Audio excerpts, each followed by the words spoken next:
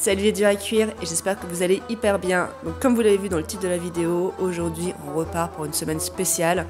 En effet, je rentre tout juste de Cappadoce, donc une région vraiment très belle dans le centre de la Turquie. Donc écoutez, on démarre une semaine spéciale Turquie. Alors d'habitude quand je fais une semaine spéciale, j'aime bien tourner dans le pays, histoire quand même de se mettre dans l'ambiance. Mais en fait, pour être honnête, j'étais partie faire une randonnée à cheval sportive, très sportive. Si bien que le soir, en fait, j'avais pas l'énergie pour tourner. Donc du coup, je fais cette semaine spéciale depuis Paris. J'espère que vous m'en tiendrez par rigueur. Et écoutez, on arrête les digressions et on attaque le sujet. On part à la découverte des femmes du harem. Alors s'il y a bien un lieu qui cristallise les fantasmes, c'est le harem, qui signifie en arabe lieu interdit. Donc, notamment à cause des peintures orientalistes de la fin du XVIIIe au XIXe, c'est ça, on a cette image de lieu de débauche, de luxure, où des femmes en petite tenue passent leur temps passivement à attendre une visite d'un sultan tout-puissant. Et on va essayer un petit peu de casser ce mythe dans cette vidéo. Alors oui, le harem, ce n'est pas spécifique à la Turquie, mais je trouve que c'est intéressant de se focaliser sur les harems de l'Empire ottoman, tout simplement parce que l'Empire ottoman, c'est une superpuissance du XIIIe jusqu'au lendemain de la Première Guerre mondiale, qui a compté beaucoup de personnages historiques forts, et notamment beaucoup de femmes fortes. Et c'est vrai que quand on pense au harem, on pense tout de suite au palais de Topkapi. Donc on va vraiment faire un focus sur les femmes du harem ottoman. Donc déjà, il faut savoir que le harem, c'est pas du tout un lieu de passivité. Au contraire, c'est un lieu qui est toujours en effervescence. C'est vraiment une petite ville. Plusieurs types de femmes s'y côtoient, donc on a des esclaves, on a également beaucoup d'employées femmes qui occupent des métiers très divers. On a des femmes agents comptables, des femmes médecins, des lectrices du Coran. On a aussi beaucoup de professeurs, puisqu'en fait, il faut savoir que la plupart des concubines qui arrivaient au palais étaient étrangères, ou alors venaient des marches de l'Empire, donc beaucoup d'Éthiopiennes, de Géorgiennes, de Grecques, d'Ukrainiennes. Les Ukrainiennes étaient vraiment réputées pour leur beauté, étaient très recherchées, et du coup, quand ces toutes jeunes filles arrivaient au palais, il fallait leur apprendre le turc, il fallait leur apprendre les rudiments de l'islam, mais il fallait aussi leur apprendre le chant, la danse et la rhétorique pour pouvoir occuper le sultan. On dévie un petit peu du sujet, mais au sein de l'Empire perse, il y avait même des femmes gardes, donc qui avaient une mission de police au sein du harem et qui étaient armées. Autre cliché qu'on va démonter, il faut savoir que les femmes n'étaient pas obligatoirement condamnées à passer toute leur vie au sein du harem. Les femmes qui n'avaient pas eu d'enfants avec le sultan pouvaient lui demander l'autorisation de quitter le harem et étaient ainsi mariées avec des hauts fonctionnaires ou des membres de l'armée. Et c'était pas exceptionnel comme situation. Le harem, on l'a vu, c'est vraiment une mini-ville, mais c'est aussi un haut lieu politique, un haut lieu du pouvoir. Et on va voir, les femmes, elles sont pas du tout passives et coupées du monde, loin de là. Donc si au Moyen-Âge, les femmes du harem, et notamment les princesses, avaient des rôles politiques, ce rôle politique va littéralement exploser au XVIe siècle. D'ailleurs, il va tellement exploser que de 1533 à 1656, on parle d'une période appelée le sultanat des femmes, tellement les épouses, mais surtout les mères des sultans, vont avoir une énorme influence sur la politique ottomane. Donc cette explosion du pouvoir féminin, il débute sous le règne de Soliman le Magnifique. Le Magnifique, c'est son surnom en Europe. En turc, il est surnommé le législateur, tellement il a réformé le royaume. On peut dire que le règne de Soliman le Magnifique, c'est vraiment l'apogée de l'Empire ottoman. Et Soliman ne régnait pas seul, puisqu'il régnait avec son épouse, Roxolane, aussi appelée Hurrem, en turc. Donc Roxolane a eu un parcours de vie incroyable, une véritable Cendrillon, une Cendrillon un peu sanglante, mais bon. Donc c'était une Ukrainienne, toute jeune fille, elle s'est fait capturer, elle a été ramenée comme esclave au sein du palais, donc elle va devenir une odalisque. Les odalisques, c'est ces esclaves qui, grâce à leur beauté ou un talent, parviennent à se faire remarquer du sultan et à devenir leur concubine, puis leur épouse si elle leur donne un fils. et Roxolane mais va charmer Soliman. Elle va lui donner plusieurs fils et elle va avoir une influence énorme sur son époux. Donc leur fille Mirima Sultane va aussi avoir un très grand rôle politique.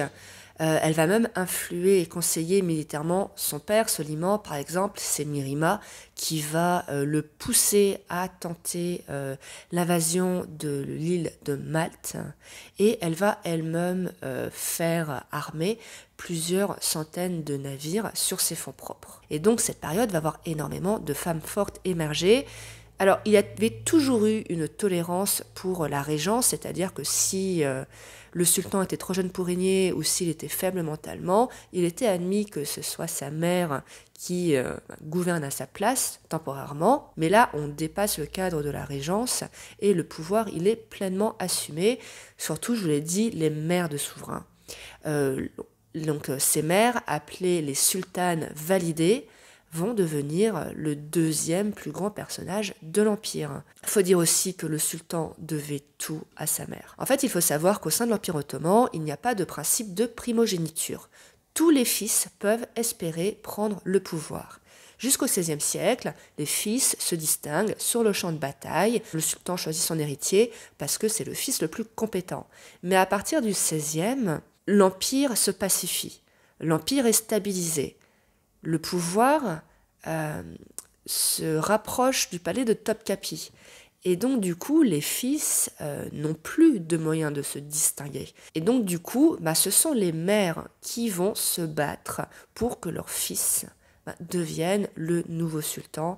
Et ça, ça passe par des intrigues, ça passe par des jeux d'alliance. Et Dieu seul sait que ce jeu d'alliance était périlleux et demandait du talent, comme l'a pris Kösem Sultan. Alors Kösem Sultan, ça a été une des femmes les plus puissantes de l'Empire ottoman. Comme Roxolane, c'était une esclave, donc grecque, qui est parvenue à devenir sultane.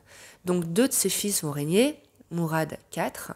Donc elle va régner, elle va assumer le pouvoir pendant la minorité de Mourad, et à la mort de celui-ci, donc son fils cadet de Kösem, Ibrahim va monter sur le trône, et comme il n'était pas très fort mentalement, ça va être Kösem qui va encore assumer le pouvoir, mais pleinement, sauf que Kösem va entrer en compétition avec sa belle-fille Atis Kuram, qui elle aussi va vouloir exercer le pouvoir. Donc Kösem, elle s'appuyait sur les janissaires. Donc les janissaires, c'était un corps militaire très puissant, sauf qu'elle ne l'avait pas assez diversifié, contrairement à Atis, qui elle a vraiment cultivé son réseau et est notamment devenue alliée avec la caste des esclaves noirs. Alors en fait, les esclaves noirs, c'était un peu l'élite des esclaves au palais, dans le sens où c'était eux qui étaient chargés de la protection du palais, et elle demanda au chef des esclaves noirs d'assassiner Kösem, et il l'étrangla. Kösem, qui était le personnage numéro 1 de l'Empire, est morte parce qu'elle n'a pas su diversifier ses alliances. Et d'ailleurs, à cause de ça, fun fact, avoir une fille, c'était pas considéré comme un malheur, quand on était une grande dame du harem, au contraire. D'ailleurs, c'était bien vu d'avoir d'abord des filles. D'ailleurs, jusqu'au XVe siècle, il y avait une pratique qui voulait que les femmes n'aient qu'un seul fils. Dès qu'une femme avait un fils, elle n'avait plus le droit d'avoir d'enfants, justement pour éviter les problèmes familiaux et tout, qu'il y ait trop de fils également. Donc du coup, il était de bon ton d'avoir d'abord plein de filles, pour pouvoir les marier ensuite et consolider des alliances pour ensuite pouvoir favoriser l'ascension du fils. Cette coutume va disparaître avec Roxolane, qui va donner beaucoup de fils à Soliman, mais par contre, avoir une fille était toujours considéré comme une bénédiction parce que ça permettait effectivement de faire des belles alliances. Donc ces femmes du harem avaient un rôle politique au sein de l'Empire ottoman, mais elles avaient également souvent des rôles diplomatiques. Par exemple, Safiye Sultane, donc la favorite du sultan Mourad III, entretenait des correspondances avec la reine Élisabeth d'Angleterre, avec Catherine de Médicis, avec le roi de Pologne. D'autres ont eu des correspondances avec le doge de Venise, d'autres avec le roi de Perse. Et certaines de ces femmes ont vraiment fait la pluie et le beau temps dans la diplomatie de l'Empire. D'ailleurs, dans la pratique, il était très courant qu'un diplomate, qu'un noble, qu'un courtisan, pour transmettre un message au sultan, passe par une de ses épouses ou favorites, et cette dernière se faisait régulièrement d'ailleurs rémunérer pour ses actions de lobbying, comme on le qualifierait aujourd'hui. C'était notamment très courant dans le domaine commercial pour demander des avantages. Des diplomates étrangers aussi passaient par les favorites pour, par exemple, négocier des libérations de prisonniers. Donc ces femmes vraiment jouaient un rôle capital, et les étrangers avaient conscience du pouvoir de ces femmes sur le sultan. Et d'ailleurs, il n'y avait pas que les étrangers et les nobles qui étaient au fait de l'influence des femmes du harem, le peuple aussi, puisque il était de bon ton que les femmes du harem, qui en avaient les moyens, fassent construire des monuments, donc des bibliothèques, des écoles coraniques, ou même de manière plus modeste des fontaines, pour justement se faire connaître du peuple, pour gagner en influence, encore une fois pour réseauter. Faut dire que certaines femmes étaient richissimes. Alors il y avait tout harem, hein. Il y avait des concubines de basse extraction qui n'avaient pas de réseau et qui, elles, on va dire, vivaient chichement. D'autres qui venaient de riches familles, qui avaient été offertes au sultan et qui bénéficiaient d'un réseau et qui étaient richissimes. D'ailleurs, le mariage était assez favorable aux Ottomanes, notamment aux princesses ottomanes. Quand une princesse se mariait, donc son père lui versait de l'argent, le mari lui donnait un douaire que la princesse pouvait administrer en son nom propre. Elle bénéficiait également d'un trousseau avec des richesses en nature, des esclaves, des robes, des biens. C'était le mari qui payait l'intégralité de la cérémonie du mariage. Alors du coup, en conclusion, je vais pas dire que le harem c'était le paradis sur terre, hein. Faut pas oublier que la très très grande majorité des femmes qui y étaient ne l'étaient pas par choix. Soit elles avaient été capturées et vendues, soit elles avaient été offertes par leur famille au sultan. Je pense que beaucoup s'en seraient bien passés, mais c'était pas non plus ce lieu vicieux de débauche. Pour beaucoup de femmes, le harem a été un moyen d'émancipation parce qu'elles pouvaient exercer une activité économique, un vrai métier. Pour d'autres, c'était synonyme de confort. D'autres ont vraiment pu avoir une véritable ascension sociale. C'est ça, c'était une mini-société avec ses points positifs, ses points négatifs. Alors moi je vais m'arrêter là parce que j'aimerais bien faire plusieurs vidéos dans la semaine et du coup je peux pas faire des vidéos trop longues.